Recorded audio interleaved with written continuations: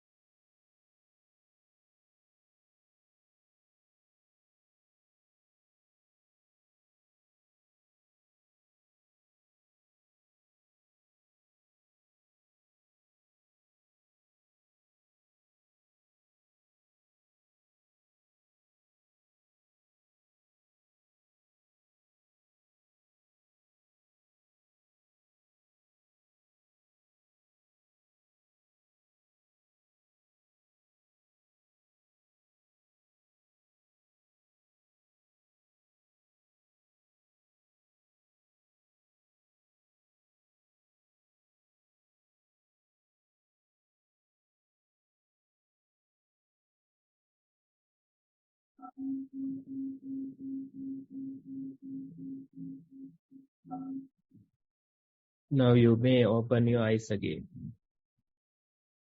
Now this is just few minutes of mindful listening to the surrounding. Now this is a good tool, mindful exercise you can practice in your day-to-day life. Let's say you are in a stressful situation. You can simply listen to surrounding for a few more minutes. That way you can relax yourself. Let's say you are working in your office and you are exhausted. You can take a small break, close your eyes, simply listen to the surrounding sounds. That way you can practice mindful listening to the sounds as a relaxing exercise. So that's the idea. Try to experiment with this, try to practice, try to take it as a tool, and you can see for yourself whether it is beneficial. Okay, Namanda, with that we can move forward. Thank you very much, Marit Bhante. I will next invite Sonali to present the report received for today and also to conduct the balance of the Q&A discussion. Over to Sonali. Thank you. Sarai Bhante. Thank you, Namanta. We have only one report today. I will start with that. Mindful sitting. Sat on the cushion and closed eyes gently. The primary object, breath, noted just inside nostrils as cool air in and warmer air out. Noted upper body moving back and forth soon after, but attention returned to the sensations of breath again. The novelty of upper body movements seemed to have reduced over the last couple of weeks. No temperature change noted between in and out breath. Now, some thoughts arose and passed away. Mind stayed with the rhythm of breathing for a while. Then multiple streams of air seems to move in a circular motion about an inch outside the nose. It was difficult to distinguish the in-breath from out-breath around the nostrils now, but knew that the body was breathing, for example, noted rise and fall of stomach. Thoughts appeared from time to time, but knew these would pass away sooner or later, and they did. Breathing noted alternatively as movement in chest, subtle rise and fall of stomach, and as subtle air movement near nostrils. Sat for 55 minutes. Mindfulness during the day. Now it is easier to note when the attention leaves a task at hand. For example, the focus was on the sensation of clothes while folding them, and all of a sudden recognized that the mind had moved to thoughts of past events. This happened 2 or 3 times while folding clothes, and each time the attention returned to the sensations and movements of task. There is less judgment of this process now. Another useful observation made during last week was the unending nature of the worldly tasks, such as working, cooking, cleaning, washing, and a multitude of other regular tasks that keep on demanding attention. While this information was known already as an idea in the mind, now it is becoming more of an experimental understanding. Observe the very small returns on each higher investments. For example, hunger noted while doing chores around the house, and when it couldn't be ignored any further, stopped to prepare a meal. It took half an hour to prepare it, but less than 3 minutes to eat it.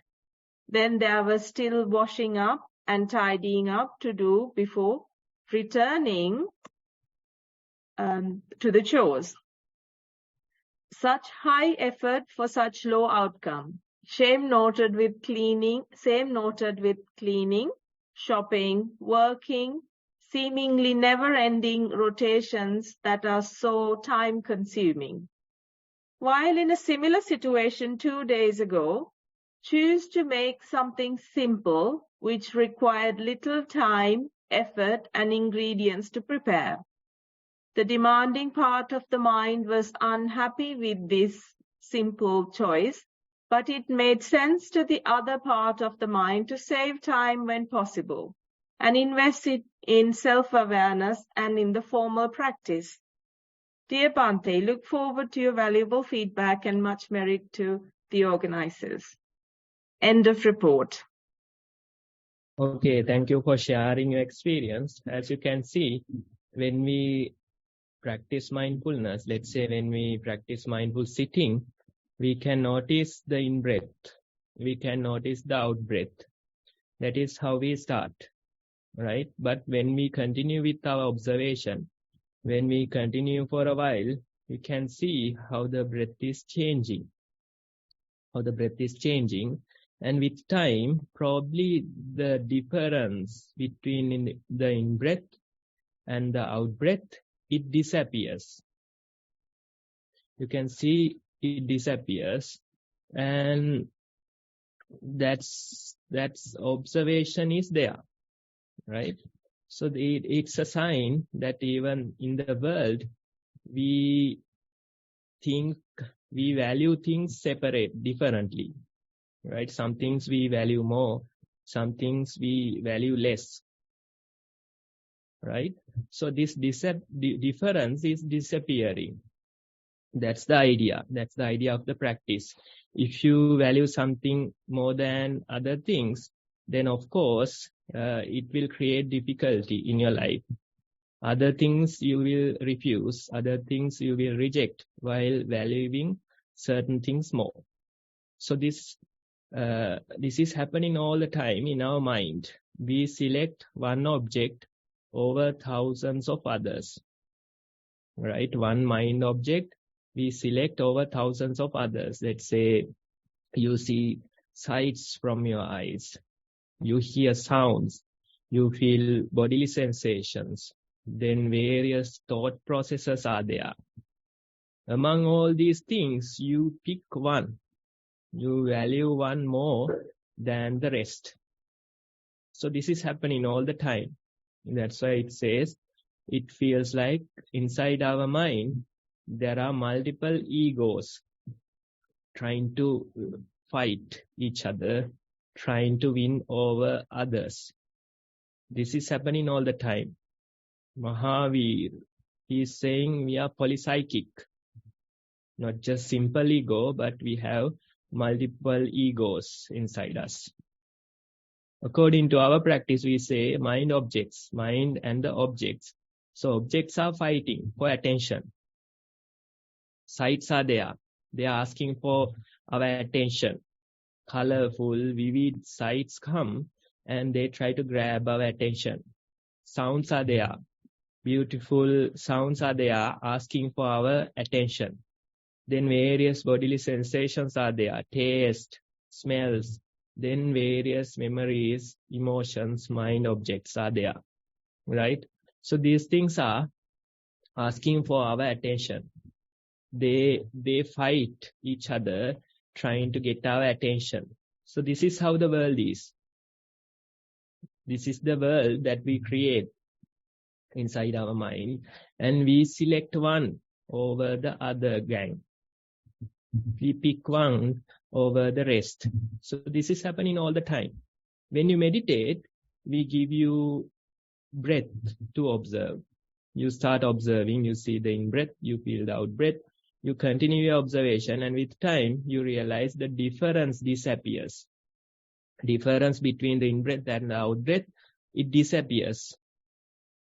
So it is similar to disappearing the difference between mind objects.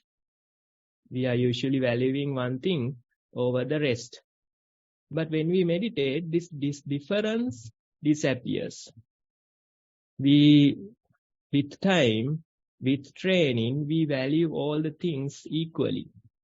That's the difference that will happen. That's the improvement by meditating, by practicing. Again and again you meditate, again and again you practice, and you start to value things equally. Instead of valuing something more, you'll value all the things equally. So that's the idea of the practice. That's where it will lead us. And when you value things equally, you can enjoy the journey rather to destination. Usually we are enjoying the destination. We want to reach there. You want to reach there. That is our goal. That is our target.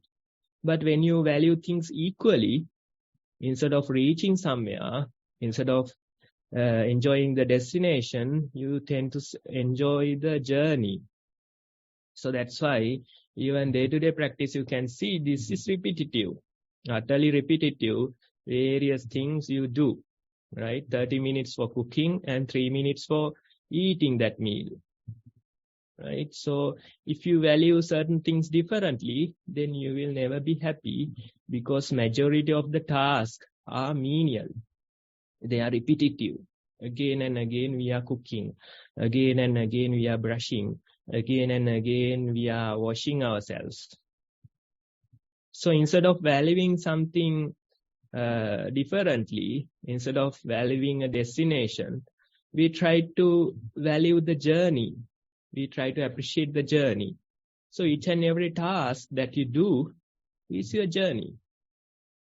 So that's the idea of the practice. You value things equally and you start to value the journey instead of the destination. So whatever the menial task that you do, whatever the repetitive task that you do, you try to do it wholeheartedly, paying attention to that, right? So that way, that is the way to be happy. That is the way to truly be happy. Otherwise, you'll always be frustrated because you are going for a goal, going for a destination. Those things come once in a blue moon. Rest of the tasks are menial. Rest of the tasks are repetitive. So if you don't value them, if you don't appreciate them, then you are going to suffer. That's why we say whatever the task at hand, try to do it wholeheartedly. Try to appreciate it. Once that task is done, you go to the next one. And again, you try to appreciate it. When that is done, you go to the next one. Again, you try to appreciate it. That way you can do your repetitive daily tasks and try to value them. You can do 101 things. You can do these menial things while valuing them, while appreciating them. So that is the idea of the practice. When you practice, you can see the difference between various objects disappear. The first sign is that the difference between in-breath and the out-breath disappears. They become equal. You don't value one thing over the other, right? The difference between sounds, bodily sensations, thoughts disappear. You value all the things equally. Initially, when we practice mindfulness, we say mindfulness of breath, mindfulness of the steps. That is how we start. But gradually you realize object of mindfulness doesn't matter anymore. You simply continue with your mindfulness. Objects may change. So the mindfulness of sounds, mindfulness of thoughts, emotions, mindfulness of bodily sensations, mindfulness of sights, various things are there. Objects change. But the mindfulness prevails, it continues.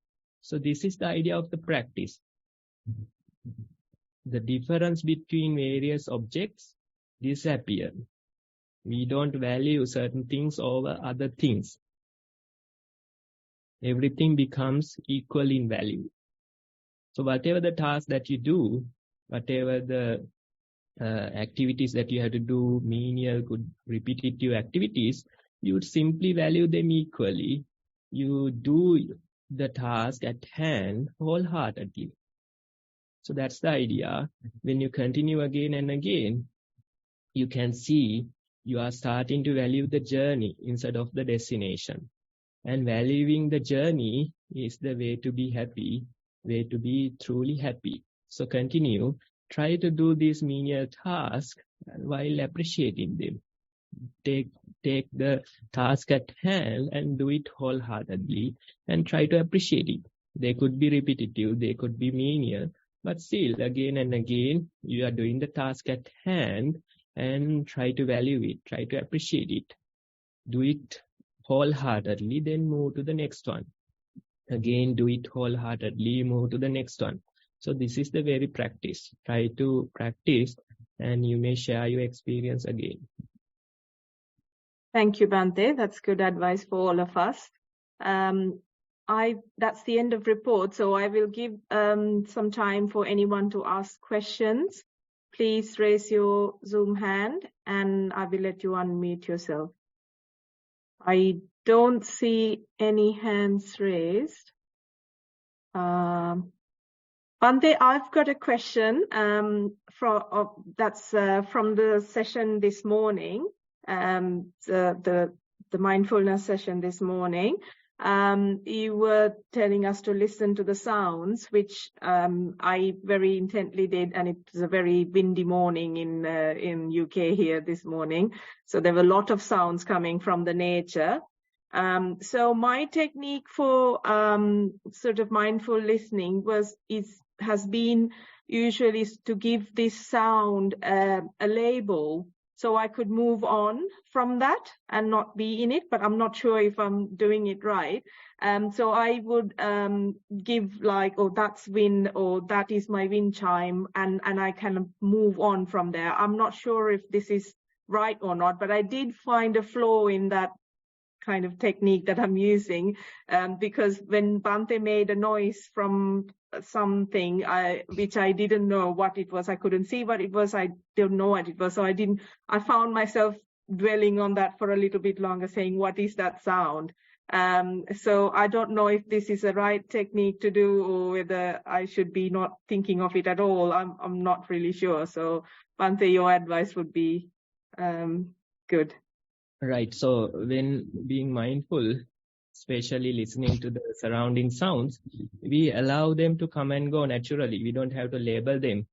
Labeling is useful in the beginning, but when you mature in your practice, you don't have to do it anymore. Because when it comes to sounds, especially sounds, then they are not long lasting. They come, they stay for a while, then they disappear. That is the nature of the sounds, right?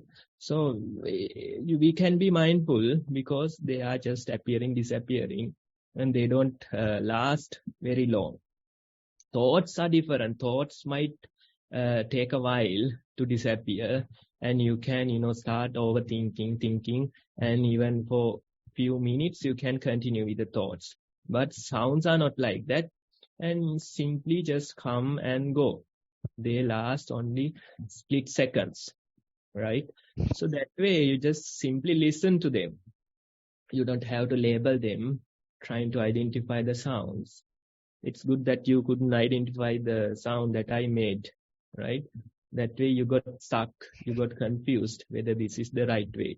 You can simply listen without trying to label them, without trying to identify them. If you can do that, that's the best practice. If we are identifying the sounds, if we are labeling the sounds, then we are not present. Because while something else is happening, you are labeling the sounds. You are identifying the sounds. You are getting confused and thinking, what is this sound, right? So simply listen to the surrounding. Simply allow your attention to fall freely. Right?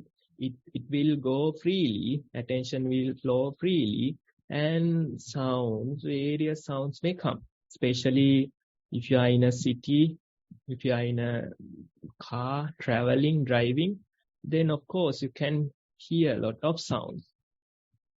right? If you are in a position to just close your eyes and listen to the surrounding, then 1001 sounds are there. So they come at a high rate. You can't simply pick one over the other. They just appear, disappear, appear, disappear. So many sounds are there, right? And simply allow that process to happen. Allow the sounds to flow and be aware. That is the idea. So that's why it is so relaxing. You are not trying to do anything. You simply pay attention and just allow these sounds to pass. Right? In a busy environment, 1001 sounds are there. If you try labeling them, then it's really difficult, stressful. Instead, you simply allow them to flow while being aware. Traveling, probably in a bus or somewhere, right? You can listen. So many sounds are there. Vehicle noises, people talking, probably traffic, various other things are there. So you can simply listen to it, allow it to flow naturally. Then let's say at your workplace, if you are really tired, you can simply close your eyes and simply be. Try to listen to the surrounding sound, and you can hear various people talking, working, typing, various sounds are there. Simply be aware. So that's the idea of mindful listening. You don't have to label them, you just have to control it. Allow the sounds to flow naturally and be aware. That's the idea. That's a very good way of practice.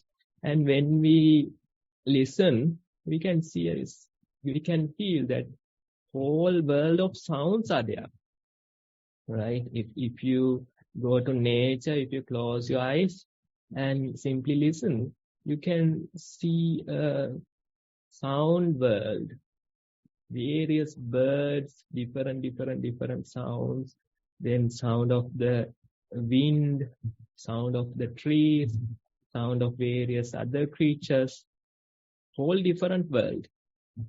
So simply we just sink in that world and just be. So that's the idea. Try to experiment with it. Try to practice. And labeling is some way stressful, especially if there are so many sounds. It is difficult to label them. So this way, I think, is more relaxing. You can experiment and see.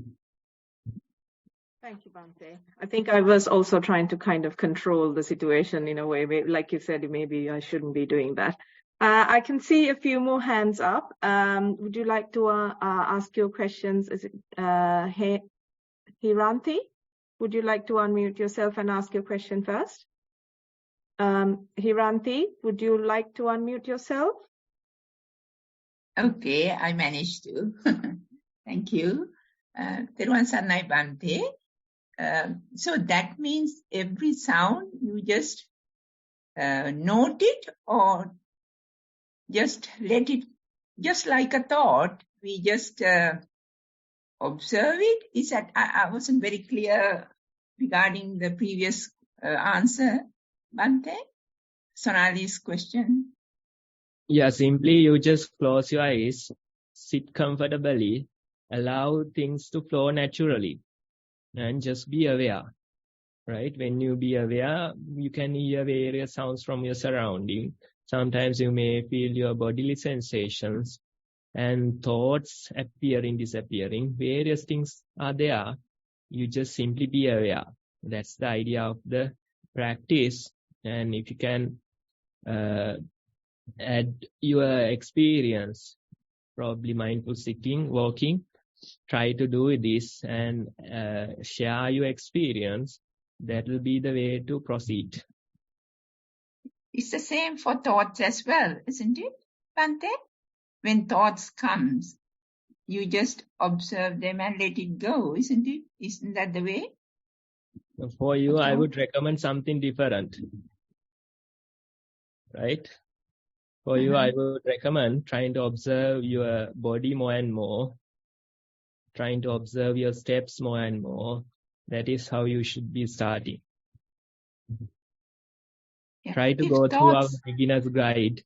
You can, we'll be sharing after a few minutes. You can go through those videos, try to experiment with that practice, then try to share your experience, right? That is how you should be proceeding. It's a gradual process. Asking questions won't help. You have to experiment it for yourself, right? So that's how video. we're proceeding. The videos. Yeah, I think Namanta or Sonali would be sharing those links to the basic instructions, mindful walking, sitting. You can go through them. Try to practice during the coming week. Every day, 15 minutes of mindful sitting, 15 minutes of mindful walking. Try to start like that. Then continue for few days. By next Saturday, you can be practice like 5-6 days, right? Then you can share your experience. Then we can give you some advice. Again, you practice. Like that, you have to continue for some time. Then only you will understand the real practice. It's a gradual process. It's evolving. So for a beginner, we give some guidance. For a experienced yogi, we give some other guidance. When you listen to both, it is contradicting. That's true, because the practice is evolving. Practice is changing daily. So you have to experiment with yourself. You have to experience yourself. Then only we can answer. Okay. Thank you, Bhante. Thank you, Hiranti. We will be sharing the beginner's guide. Namanta will be sharing it soon. We have 2 more hands raised. Gihanta, would you like to unmute and ask your question? Thank you, Sonali. Good morning, Bhante and everybody. This question, 2 questions, refers to Bhante's remarks about the gradual development of the practice. You mentioned, Bhante, that one of the objectives is that as you develop your practice, the difference between how you value things changes. And you said that as you progress, you start valuing everything equally. And that raised a question in my mind, because in life, sometimes or most times, the difference between things is really important because you have limited time. So if I give you an example, when I woke up this morning, I could have slept more if I chose to do that. I could have read a book or watched TV or done something else, but I chose to listen to this session. So if I have limited time, there were other commitments too, but because I value this mindfulness training session above everything else, I chose to do this rather than do something else. So for me, the difference and the value I place on different things is important, because without that, it is impossible for me to choose something to do. And if I valued everything equally, then I would be confused, because I wouldn't be able to do anything properly. And it's that differentiation that helps me to place a value on something and do it. So that's one question. The second one is around the journey. And Bhante, thank you so much for what you said. Most of the times we are always concerned about the destination and not worried about, and we don't really value the journey. And I think with what you have said, that's so important to enjoy the journey. But also the destination is important, right? Because otherwise you'll get to a destination that you don't aspire to. So I think, again, we make choices in life, and it's important to know where you're heading as much as the journey. So those are my questions and comments, Bhante. I would like your feedback. Thank you, Bhante. Okay, although they appear as 2 different questions, it's the same. It's the same question that you're asking, right? So destination or the journey, value something over the other things, right? So this is how we start.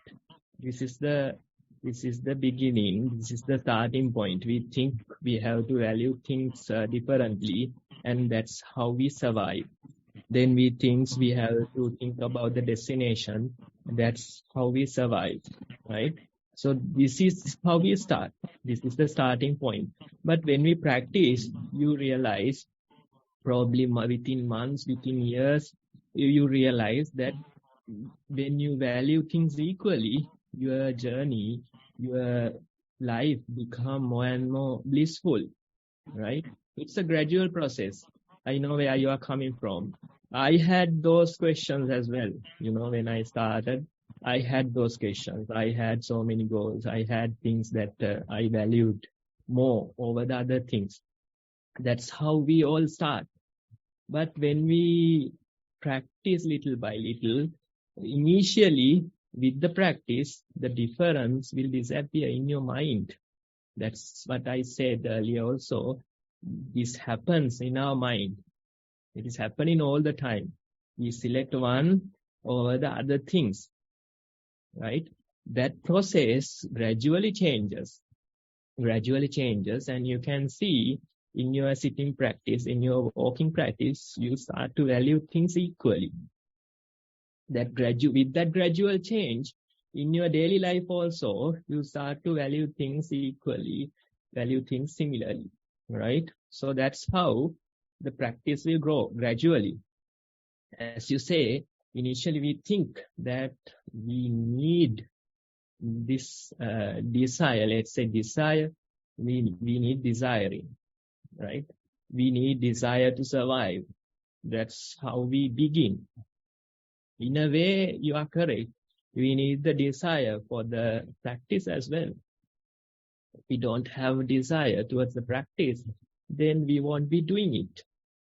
So in a way, it helps in the beginning, but when you reach a certain distance in your practice, it gradually disappears.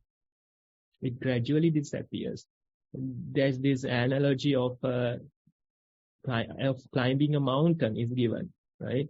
It is asked that you should have desire to climb the mountain. Otherwise, you won't spend time. Otherwise, you won't spend energy. But when you climb up, gradually that desire is disappearing. And when you are on the peak, you don't have that desire anymore. Now you are enjoying the view. Now you are enjoying the surrounding, right? So that's how it will evolve. Gradually, this desire will disappear. And initially, we think that we can't survive with this desire. If we are not having that desire, if we are not desiring, then how can we survive? That's the idea. That's the usual thought pattern, worldly thought pattern, we can say. But with time, we realize when we have no desire, that is the best way of surviving. And that will come gradually. And when you have no destination, you start to appreciate the journey so much. When you value things equally, you could be happy due to even very little things in life. How can we value your morning cup of coffee? How can we value listening to bird sounds? That is not possible in our way of thinking. But when we practice more and more, we start to value our morning coffee more and more. We start to value the surrounding bird sounds more and more. And that way of living is always blissful. Because you don't need high achievements to be happy. You don't need high achievements to have peace in your mind. Let's say high achievements bring you peace. Every now and then they will come. Once in a blue moon, probably this type of achievements come. So rest of the time you are suffering. Rest of the time you are running after these things. But if we can value our morning cup of coffee, if we can value the surrounding bird sounds, then we will be always happy, because those things are not difficult to find. They are always there. That's why we say when we practice more and more, we start to value little things in life. Your morning cup of coffee, the surrounding bird sounds, or like wind that is blowing, you can see 1,001 things that you can appreciate in your life. That is the gradual way of practice. And when you practice more and more, you realize you can live even much more peacefully without this desire. You can be more and more happy, peaceful without this desire. Initially, we think that we can't even survive without this. But gradually you realize that this has been the obstacle all along. And when that disappears, you are happy. When that disappears, you are truly peaceful. So that's the idea of the practice. That is how it will gradually develop. So continue with your practice, and you can really experience this for yourself. How you start to value little things in life. How you become more and more peaceful in your day-to-day life due to these things. How you become more and more happy due to these little things. And how you can survive even much better without desire. How you can survive even much better appreciating this journey instead of the destination. So that's that type of a difference you can understand yourself with time. My only input is that continue with your practice. Reserve some time for formal meditation. Try to be mindful during your daily activities as well. And continue for a while. Continue for a few months, few years. And with time, you can really experience this for yourself. Right? So otherwise, we feel like it is suicide. Psychological suicide. This type of a practice, we are trying to get rid of the desire. We are trying to value things equally. We are trying to appreciate the journey instead of the destination. So for a worldly mind, it feels like psychological suicide. Similar to becoming a monk, that's the same thing, right? Suicide psychologically, because get rid of the entire life. Even give up hair, clothing, and just become a bald-headed monk. Psychological suicide. But when you spend some time and you continue with your practice, you realize now you have nothing, but you have everything. Right? Now you don't have any job, but you are doing so many things. This is the way of valuing things equally. This is the way of appreciating the journey instead of the destination. So with time, you can experience this. Try to continue and you can see for yourself. I hope that answered your question, Gihanta. We have one more hand, one more question from Panchani. Would you like to unmute and ask your question? Hello, Bhante. Theruvan Saranai. Can you hear me? Bhante, I just wanted to say where I am in the practice, the suffering part is definitely disappearing. I am reacting every now and then to things, and I am aware that I'm reacting, but the next moment, there's no suffering, like I'm back to being peaceful again. So I sit down to practice, but it's the same as my day-to-day living now. Like there is nothing different between the sitting practice and the day-to-day living. Is it because I am not practicing correctly, or I don't know what I'm sitting to practice because I think I should sit to practice? But I feel like it is the same. Okay, so that's what we have been talking today. Now, when we practice, the difference disappears. Initially, the difference between the in-breath and the out-breath, it disappears. Then the difference between other mind objects, it disappears. Then the difference between walking, sitting, daily activities, it disappears. So in a way, you are meditating all the time. In a way, the life becomes a meditation. So that's a really good thing. If you value sitting differently, then still your practice is not up to a certain level. Of course, for a beginner, we say sit, right? Because beginners, they don't have that experience. They don't know what to do. We ask them to sit for a while and try to be mindful. We ask them to walk for a while and try to be mindful. That is how we start. Even the questioning, we can really see this person hasn't practiced. So you have to tell them, okay, walk for a while, sit for a while, daily continue for few weeks, few months. That is how you can develop your practice. But when you practice for a while, when you probably like within few months, few years, you can see that the difference between the sitting, walking disappears. Difference between the daily life versus the sitting disappears. So in a way, your life becomes a meditation. Instead of just sitting meditation, you just meditate all the time. That is the true way of meditation, because otherwise you just sit for 1 hour. You just walk for 1 hour. How about the rest of the time? 22 hours more in a day, right? So how about that time? That time too, you can meditate. Even while sleeping, if you fall asleep mindfully, then the practice will protect you during the sleep time.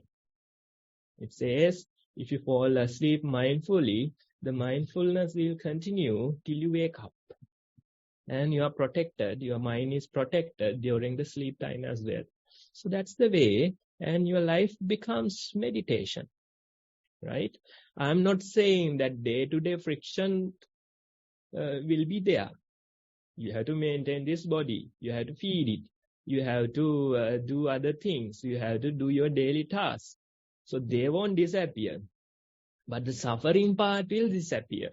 As you mentioned, the bodily pains are there, but the suffering will disappear. Now, even I am suffering with something these days. Yeah, I can see that. Yeah, illness. So I was wondering, now the bodily aches, pains are there. And the suffering build up over that. I have to get rid of this sickness. It is getting worse and worse. Those thoughts are there. Then when I pay attention, the mind is there, bodily aches are there. You don't have to build on it. So they ask, why add to this pain? That is the question asked. Why add to this pain? Right? The bodily pain is there. Why add to this? When we are not mindful, naturally it adds. I have to get rid of this sickness. I have to be better soon. There is a program, whether I can do it or not. So those thoughts are there, right? That's the suffering. It builds up little by little. As soon as you pay attention, the pain is separate, the suffering is separate, and your mind is peaceful. So that's the idea of the practice. So the question is, why add to this pain? Bodily pains are there, aches are there, day-to-day friction is there. But the suffering part is added with our mind. Thinking, worrying. That is how we add the suffering part. So with the practice, we can't get rid of the day-to-day friction. Bodily pains are there. Sickness will come to this body, right? You have to maintain this body. You have to earn a living. So those things are there. Even Buddha had to go through those things. Even he had to face illness. After even becoming a Buddha, he had to face illness. Sometimes it was unbearable. Thankfully, nobody asked. Bhante whether it's bearable or unbearable. Nobody asked. Right? But difficulty is there. But if there's no suffering part, then you are fine. You can survive. The suffering part is the one that is more and more difficult. When you add to that pain, it is becoming really difficult. You can't bear it. That's why in modern days, you every 40 seconds, there's a suicide in this world. Every 40 seconds, one person kills themselves. What is the reason? This suffering part. They add to that pain. Then within few months, within few years, they become depressed and they kill themselves. If you can get rid of the suffering part, life is manageable, life is bearable, that pain will be there. Day-to-day maintenance you have to do. These problems will come. Sometimes you have to do 101 tasks. You have to do your job, you have to do your responsibilities, various things are there. But still, if there's no suffering part, you can survive. This pain is bearable. So that's the idea of the practice. So you are progressing. You should be happy about it. You should be happy that there is no difference between the sitting and day-to-day life. You should be happy that there is no suffering in your life. You are getting rid of suffering more and more. Pain will be there. You can't get rid of that. With this human birth, you have that. It is given. With this body, it is given. Right? So just with the practice, you just get rid of that suffering. Being present, that's the idea. When you be present, there's no space for suffering. Either going to the past, either going to the future. That is how the suffering is generated. That is how the suffering is created. So continue, and when you continue, you can see it is even reducing further. Now you have experienced it for a while. You have experienced the difference, and when you continue, it will reduce further, and you will be more and more peaceful due to that. Thank you, Bhante. Thank you for that question as well. Thank you, Bhante. We've had, I don't see any more hands. Thank you for all the questions and the answers for all of us who are at different stages of our meditation journey. And I will hand now back to Namantha to continue the rest of the session. Thank you very much, Sonali. And thank you very much, Bhante, for that excellent session. Next is to share the information for a beginner or for an experienced practitioner to come back to as a practitioner when developing mindfulness practice. So I will share the screen. Yes, I think you can all see the 5 points listed about mindfulness practice. There are 2 videos on YouTube which you can watch and gain a complete idea of the basis of the practice, what to do, what to observe, and how to maintain focus. Secondly, so once you watch those, you can gain a basic idea of how to start it. And then secondly, you can allocate time starting from about 10 minutes a session to about 1 hour per session. So that will be 10 minutes of mindful walking and then another 10 minutes of mindful sitting practice when you start, and then you slightly increase it, say 5 minutes each week or each month, and you extend it to 1 hour of mindful walking and 1 hour of mindful sitting. That's the idea. That's the best 1 hour blocks. Then you can do this for a few days, and the third point describes what to expect to observe during each of these sessions, and you will see some blurring phenomena happening, that you don't see the sensations with the contrast as high as normal. You will see that the contrast is getting diluted, and you are seeing things are blurred, and you don't recognize with too much distinction between certain events that happen on each session. That is quite normal. So when that happens, what you do again is try to see what you get to observe. So you can write the report based on what your experience and observation is. So if it is walking, how you started the walking, where your attention was placed, and what were the disturbances, and when it returned, when the focus returned to the object of intention, how did you happen to notice this? These are the things that you can write. Secondly, on the mindful sitting practice, it's about the breath, any disturbances on focusing on the breath, or whether there were any other sensations that became prominent. These are the things you need to observe and write into the report. So when things are getting blurred, again, you can start writing the report again. Then you will see, even though things are blurred, you can see subtle distinction through the blur. That's the idea. That's why this is so powerful method of practice. Fourth is the point on how to send the reports. You can send it through the form, a link there, or through the email beginnersnv@gmail.com. NV is for Nissarana. Then fifth is about the past sessions of this program, which are updated, uploaded into the website. So I will put each of these links into the chat section after the presentation.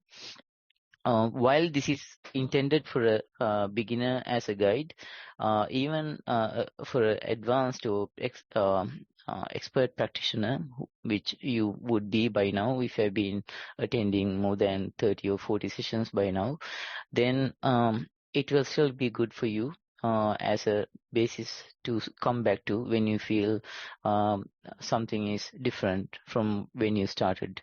So with that, I will stop sharing the screen. And next we will go on to the talk on mindfulness practice. So I will invite Venerable Bhante to commence with the talk on mindfulness for today, for the benefit of all of us. Over to Bhante. Much merits. Okay, Namant, I think we can take probably like 15 minutes today to explain a little bit more about the practice. Now, when we explain the practice, we say, try to be present. Try to pay attention to the present moment. Try to be present. That's what we say. But when you really try, when you really pay attention, you realize it is somewhat difficult. Your mind naturally goes to the past. Your mind naturally goes to the future. That's what happens. That is why you need to reserve some time for the formal practice. We say mindful walking. We say mindful sitting. And while doing them, you are supposed to pay your attention to a bodily sensation. Probably the breath that is going in and out. You can pay attention to it.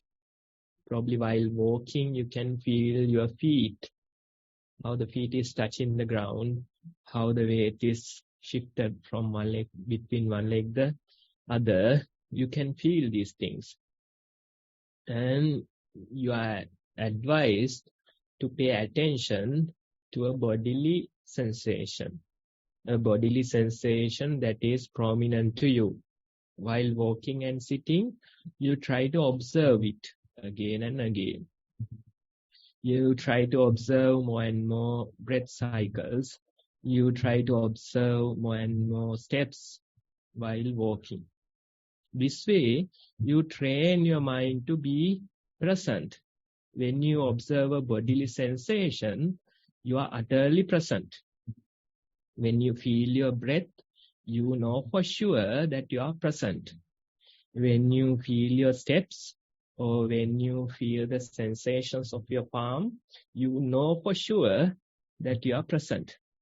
That is why we always recommend these bodily sensations. When you know that you feel your bodily sensations, you know for sure that you are present. In the present moment, bodily sensations can't appear from the past or the future. It is utterly present. That is why in this practice, we simply pay attention to your body. Try to observe your body. Simply notice the sensations. Again and again, that advice is given. Reasoning being, when you observe your bodily sensations, you are utterly present. That is how we start our training. Gradually, we try to observe more and more breath cycles. We try to observe more and more steps. And you realize in between these breath cycles, in between these steps, again and again the thoughts are appearing. Again and again the mind is going to the past and the future. This is happening. But again and again, you are advised to bring your attention back to the breath. You are advised to bring your attention back to the steps. That is how we start our practice. Then even your day-to-day life, once in a while walking every day, probably daily you are walking few kilometers. So you are advised to observe few steps every now and then. Know that you are walking. Know that you feel the steps. Observe how the weight is moving between one leg the other, and just be aware, pay attention. And while doing some other activities, while taking a shower, while drinking something, while having your meals, try to be aware, at least for a moment or two, try to practice that awareness. So in a way, you are training yourself. In a way, you are training your mind to be present. The natural behavior of the mind is getting lost more and more. That is the addiction. That is the current behavior of your mind. So it is trained to be in the past or be in the future. It is trained to ignore the present moment. That is how the current addiction is. But when you train yourself to be present again and again, not just a day, not just a week, few weeks, few months, when you train yourself, that new behavior become habitual to your mind. Gradually, your mind adapts to the new behavior. It is naturally starting to appreciate the present moment. This is how the practice will allow you to change yourself. Now, earlier, scientists, they thought that after few initial years, the brain won't change. They thought that only during the childhood, the brain will grow. After that, it won't change. But now they are saying, till you die, the brain is always changing. Neuroplasticity, they say, whatever you practice again and again will become habitual to your brain. Whatever that you avoid doing, it will vanish from your brain. So in a way, you are trying to introduce this new behavior to your brain or to your mind. What is the new behavior? You are introducing being present. Instead of being in the past, instead of going to the future, you are introducing to this mind how to be present. That's why we say observe more and more breath cycles. Observe more and more bodily sensations. Observe more and more steps. When you do that, in a way, you are training this new behavior to your mind. Every breath you are observing mindfully. Every step you are observing mindfully. Every bodily sensation you are observing mindfully. You are training your mind to be present. It is life-changing. Every breath, it's life-changing. Every step, it's life-changing. Again and again, you bring your mind to the present moment. Again and again, you train yourself to be present. What is the reason? Now, we have been discussing even today, we have pain in our life. Certain bodily difficulties are there. Certain difficulties appear from the outside. Various things are there. Your expectations are not met. Various things happen. So usually it is natural that we create suffering over these things. When you have a bodily ache, you suffer due to that. When some expectations are not met, you suffer due to that. When somebody don't do what you approve, you suffer due to that. This suffering is utterly coming from the past or the future, not from the present, not in the present. It's either from the past or the future. thinking mind, we say. When you start thinking again and again, the suffering appears. And that suffering is only coming from the past or the future. So that's why we say, as long as you are present, you are peaceful. As long as you are present, you have pain, but you are not adding to that pain.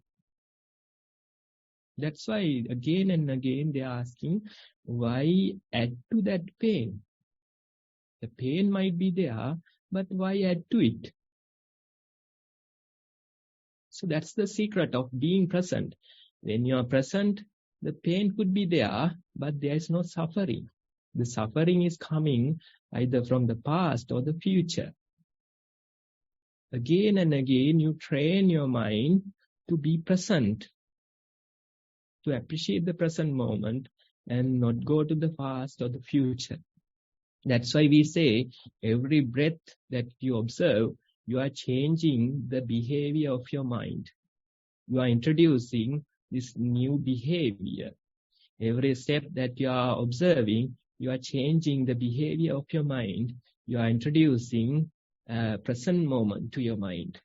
Even your day-to-day life, every sip of tea that you take mindfully, every bite that you take mindfully, you are introducing this new behavior to your mind. That way, we train ourselves again and again. And when we train ourselves, habitually, our mind will accept the present moment. Gradually, the mind will accept the present moment. More and more it accepts, it will be peaceful. Pain will be there, but you won't add to that pain. More and more it appreciates the present moment, more and more peace you will have in your mind. That's why when you train yourself, you can really see you are calm and peaceful. There's no reasoning. Just simply you are present and you are calm and peaceful. And naturally your mind is accepting the present moment, appreciating the present moment. That's why even after a few weeks of practice, some people come and they share their experience and they say that my mind is naturally present. My mind is naturally appreciating the present moment. I can feel the walking body. I can feel my breath. While doing your day-to-day activities, while running somewhere, while being exhausted in your office, you feel your breath. You feel your body walking. Naturally, your attention comes to the present moment. Naturally, your mind is present. That is the result of repetitive training. That is why we say you have to train yourself again and again, not just a day, not just a week, few weeks, few months, few years, you have to train. Initially, we set a target for a beginner. We tell them, try to practice 10 hours.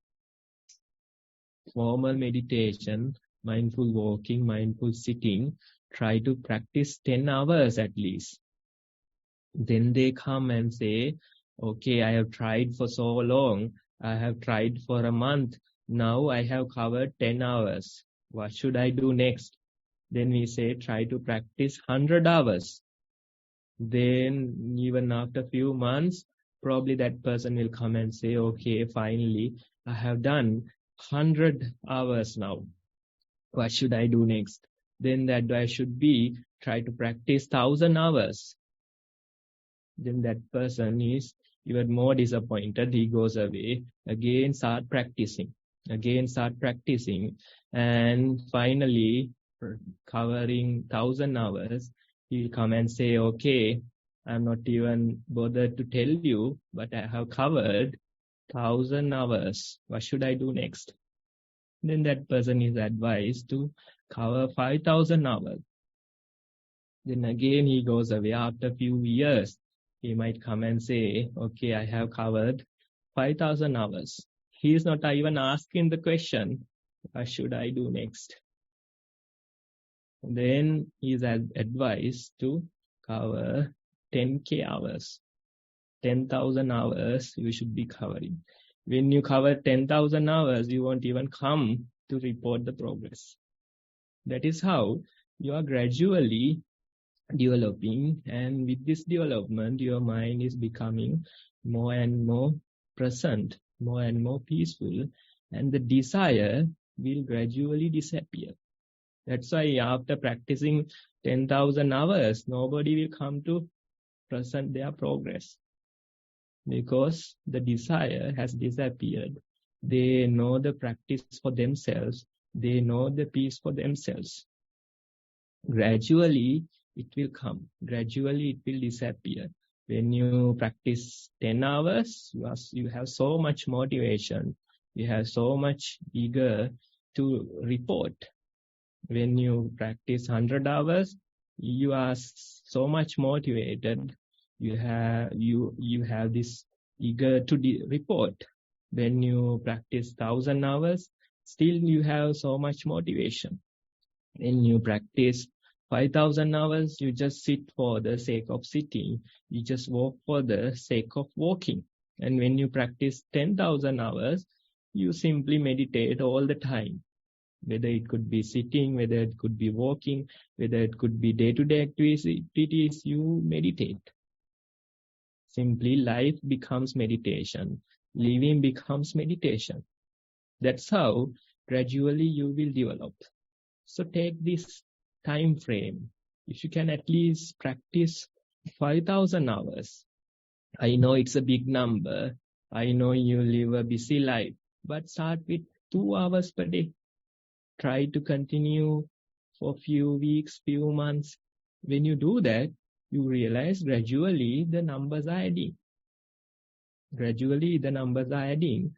And with time, you realize it is not so much of a difficult target. You can gradually build your hours and gradually progress. But make sure that you have proper advice. Make sure that you participate in a proper discussion, and that way you have to continue with your practice. Just because you sit, just because you walk, that doesn't mean you are meditating. You have to make sure that you are doing the right thing. You have to make sure that you meditate correctly. So that's why the reporting is important. That's why sharing experience is important. That's why discussion is important. That's why getting proper advice is important. That assures you that you are meditating. Otherwise, you'd simply sit and walk, but you don't know whether you are meditating or not. If you are meditating, then gradually when you cover, you can feel that your mind is naturally present. More and more, the mind accepts the present moment. More and more peace you will have in your mind. A peace not because you achieved something, instead simply just because your mind is present. The bliss of the present moment is there always. Difficulties come. Pain is there, but you won't add to that pain. Bodily difficulties, day-to-day friction is there, but you are not adding to it. Instead, always there's this peace in your mind, the bliss, the peace of the present moment. So that's the idea I want to give today. Continue with your practice. Try to add more and more hours into practice and share your experience. Get advice, discuss your experience. And that way, if you continue for few weeks, few months, few years, then definitely you can find peace in you. Not because you achieved something, just because simply your mind is present. The bliss, the peace is there in the present moment. Thank you for listening, and you may continue with your practice. Much merits to Bhante for an excellent and insightful talk on the practice. I think we are on time to finish off the program. I think we will skip any questions based on the talk on today's session. I would like to thank Venerable Bhante Homagama Dhamma Kusala Thero for contributing from Bhante's own time and effort into this session on mindfulness for beginners. And we are drawing to the end of the year, and I'm sure all of you have recognized the merit of this practice and learning. So I would like you to invite all of you to continue joining the sessions in the next year in a similar manner, and to attentively and with dedication keep on practicing those time periods for mindful sitting and mindful walking sessions. I would also like to mention, with much respect, Most Venerable Bhante Udairegama Dhammajiva Mahathero for his commitment and for his insightful request to create and run this program in this manner. And I would also like to thank all the organizers who have worked hard to initiate and maintain this, who are still dedicating effort to maintain this program at a high level of quality. I would also like to thank and express my gratitude for all those of you who are joining this session and making our contribution to be of high value, because this is intended for you to take some learning and apply in your practice of mindfulness. With that, I have put some messages into the Zoom chat section, and I will invite all of you to mention this program to any persons who are interested in mindfulness. That could be Sri Lankan or non-Sri Lankan, foreigners even, and extend the word or message so that anyone who feels like attending can attend these sessions. So with that, I would wrap up the program, and I wish to thank Bhante again for his commitment and encouraging and insightful advice on practicing. And I would like to thank all of you, and also wish Bhante and all of you a very happy and mindful New Year in 2023. And I hope sincerely that your practice will improve and provide you with many benefits in doing your day-to-day life and achieving the plans that you have for the new year. All the best for the new year, and see you next on the 7th of January in a similar format on the same program. Much merits, and thank you all. I will end the session now.